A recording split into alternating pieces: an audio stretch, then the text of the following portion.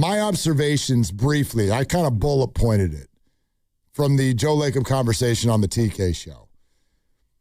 We were just talking a few minutes ago about how Joe said they made major offers for at least 2 different players. At least. I don't know why he said at least. It's like, if you're going to say that, then just give us the number, Joe. Was it 3? Was it 4? Or was it just 2? But it was more than just Giannis. So who was that other player? Was it Jaylen Brown? We'll get into that in just a second. Joe Lacob quietly has extended Mike Dunleavy's original 3-year contract and also said that he thinks Dunleavy has done an absolutely fantastic job so far and thinks he has become one of the best GMs in the league. Okay. I mean, he can think that, and he's entitled to the opinion, and he's the guy who hires him and pays him. And I do think that the jury is still kind of out on that for the most part. I agree with that, but I think he gets more criticism than he deserves to this point.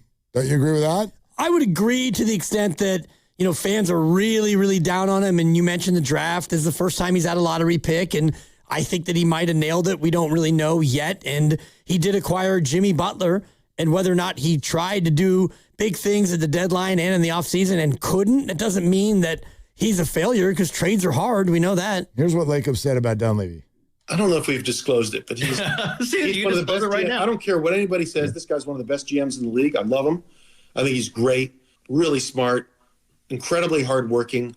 He's done a great job with the draft, you know, since he's been here. From what I can see, second-round picks that have been certainly shot above their weight, if you will. Yaxel looks really good, was a Summer League MVP. He takes a great interest in the organization as a whole. Mike's really good, and I'm really happy to have him as the guy making the basketball decisions on our side. Okay, so, I mean, for whatever anybody thinks about Mike Dunleavy, I'm with you. I'm not ready to just be like, okay, he's one of the best GMs in the league like Joe just did. But I'm absolutely willing to, at minimum, say I think the criticism is ahead of itself. It's ahead of itself. If you want to get mad at him for the Chris Paul trade, to me, that's unfair. It happened days after he took over, and he inherited a crap situation with regard to Jordan Poole that he did not create. That's number one. Jimmy Butler trade, he got hurt. I think it's cherry picking to the people who are like, I knew Jimmy Butler was going to get hurt. No, you didn't. Is it a risk that you take? Well, sure. All of these things are risk. Jimmy Butler was good when he played and made the Warriors a lot better. I'd make that deal again because here's the other thing. They barely gave anything up.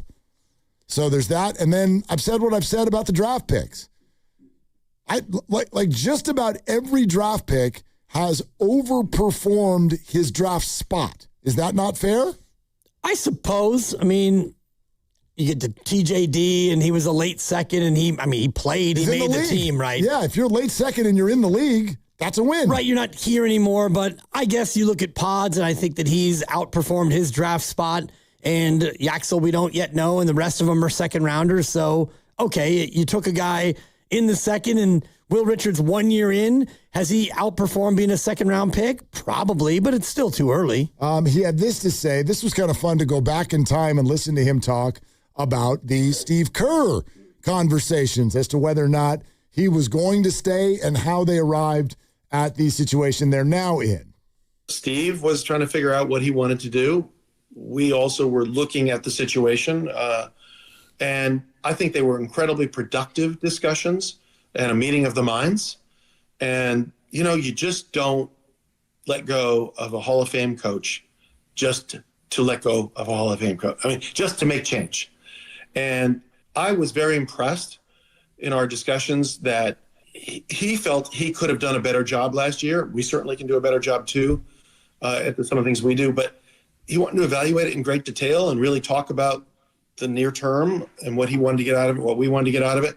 And I think they were just very productive discussions about how to go about this next year. I think you're going to see a very energized and invigorated Steve Kerr this year. Energized and invigorated. I'll tell you what, with regard to the whole Steve Kerr thing, even he has made a lot about how he feels he could have done a lot better job last year. He's coming back with obviously a lot of the same players and then a rookie.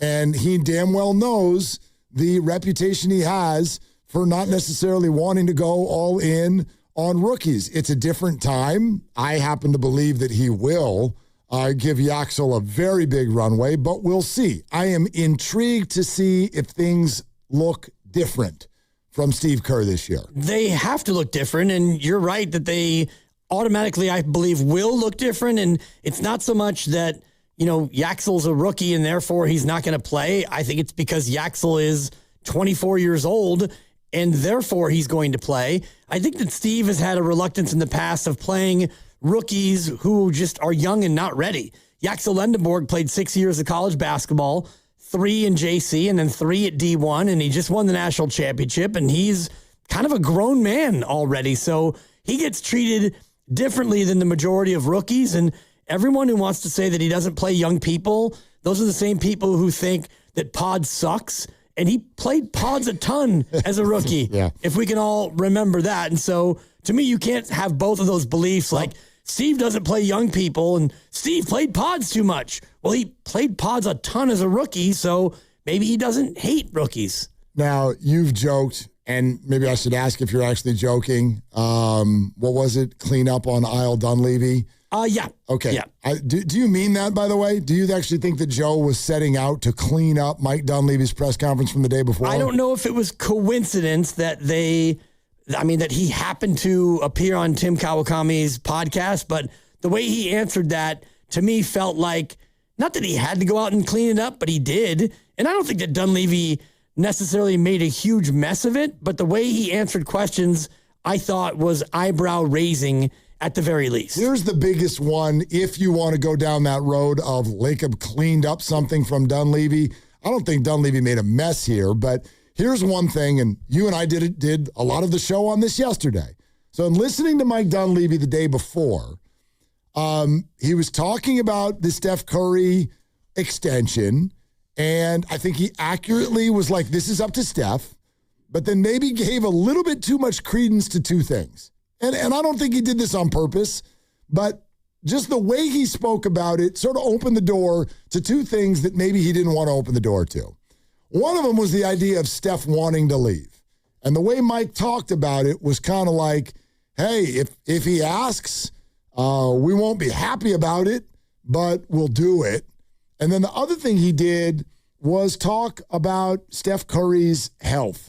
And that was the one that I thought gave me a whole lot of pause, because listen to just the tone of this and sort of the way it makes you feel with the idea of, we're going to extend this guy and we're going to continue to make him as a centerpiece of the whole team. With the knee, other injuries, and then his age, it's definitely something we have to manage. My hope would be he plays more than 43 games last year. I hope he plays more than that this year. We expect that, but you can't, you take nothing for granted. So it's on the radar. It's something we have to be mindful of. And this thing's delicate. It's delicate for him, but it's delicate for the rest of the guys on our team. Injuries move a lot of the needles in this league in terms of success and who wins and who loses. And you can't run from that. It is what it is. And we got to do our best to try and stay healthy, build depth, and hope for the best. So that does not, hope for the best does not inspire a lot of confidence. And that follows this comment about a potential extension. Obviously, he's eligible for an extension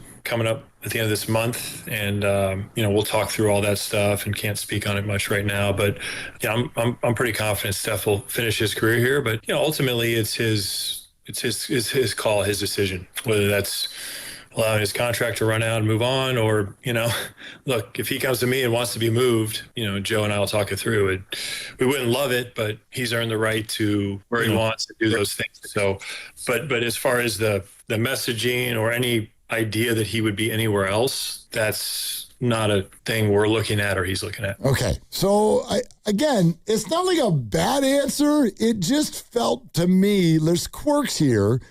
It's a lot of time spent on, if he wants to go, we'll do it. We don't want to do it, but it's totally up to him. And then they get into the knee and they're like, the knee. And it just made everybody feel like, hold on a second.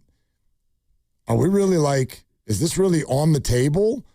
And I thought Joe did a really good job of turning that portion of the conversation around in the other direction. I don't think this is even a thing. This is just a clickbait thing from all these people that do this kind of thing these days, and there seem to be a lot of them. Mm-hmm. I don't believe that any of that's true. I'm very close with Steph. He lives right near me. He's incredibly happy, I think, with the organization, with his life. He's got a great life. His kids are very involved in schools and all that. I just don't see any of that.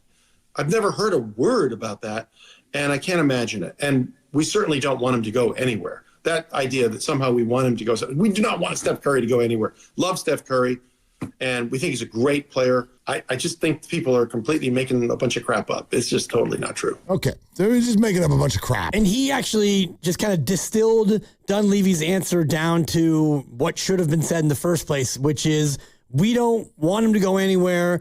I'm pretty sure he doesn't want to go anywhere. And Dunleavy, I mean, I hope he plays more than 43 games. And geez, if Steph comes to us and says, that he wants to be elsewhere, Joe and I wouldn't want to do it, but we would, we'd have to take a hard look at it. And so Joe Lacob did a great job of, we don't want him to go. And he didn't even get to the part where, but if Steph asks, but I think the two of them both collectively and individually basically said, if this ever were to come to pass, it would come from Steph, not us.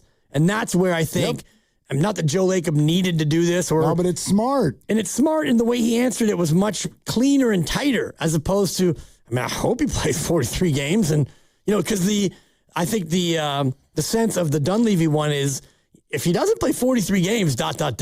maybe we don't extend him. At least that's what I took from it. The tone, see, so much of this is tone.